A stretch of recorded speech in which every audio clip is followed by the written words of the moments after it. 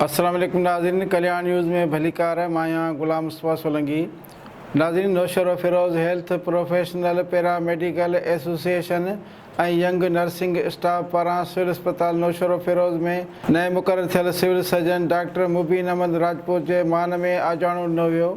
आजाणे वारी तक़रीब में महिमान ख़ासि DHO Naushahro Feroze doctor Ghulam Qadir Chandio, doctor Abdul Fatah Rajpar हुआ, जॾहिं त doctor Mukhtiar Ahmed Memon, doctor Rehmatullah Sial, doctor Abdul Khaliq Abbasi, doctor Haroon, doctor Munsif Ali Panwar, doctor Badaruddin Abro, doctor Syed Hajan Shah, doctor Vijay Kumar, Rafiq Ahmed Solanki, health professional paramedical association Sindh जे सूबाई सदर Khadim Hussain Mastoi, chief organiser Hizbullah Rajpar, paramedical association जे ज़िले सदर हाजी अशरफ कुरैशी, मोहम्मद यूनुस वसण, खैर मोहम्मद सहतो, राजा मोहम्मद हनीफ़ ख़ासकेली, मोहम्मद मूसा पठान, मेहराब अली तगड़, डिस्ट्रिक्ट हेड क्वार्टर सिविल अस्पताल मोहम्मद सऊद बोयो, यंग नर्सिंग जे सदर आज़म भुट्टो, माशूक राजपर, मुजीब विस्तरो, खैर मोहम्मद सहतो, बशीर अहमद बुर्डो, सलीम बिल्किस, स्टाफ नाज़िल मैडम शाइस्ता समेत सिविल अस्पताल नौशर फ़िरोज़ जे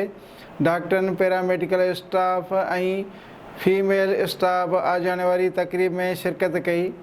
महिमान ख़ासि DHO doctor Ghulam Qadir Chandio, MS civil अस्पताल नौशर फ़िरोज़ डॉक्टर मुबीन अहमद राजपूत ऐं ॿियनि आयल महिमाननि खे सिंध जी सूखड़ी अजरक ऐं सिंधी टोपी पाराया। उन मौक़े ते आजाणे वारी तक़रीब खे ख़िताब कंदे MS मुबीन राजपूत, DHO नौशर फ़िरोज़ डॉक्टर ग़ुलाम क़ादिर चांडियो चयो त सभिनी पैरामेडिकल दोस्तनि जा कुर्ब जो असां जे मान में एॾो आजाणो ॾिनो वियो आहे। तव्हांजी हर तकलीफ़ में गॾु हूंदासीं। उन मौक़े ते पैरामेडिकल स्टाफ अॻुवाणनि पंहिंजा मसइला पेश कया, जिन खे अवलियत जे बुनियाद ते हल करण जो यकीन ॾियारियो वियो। आजाणे वारी तक़रीब में आयल महिमाननि ते गुलनि जी वर्खा करे भरपूर इस्तक़बाल कयो वियो।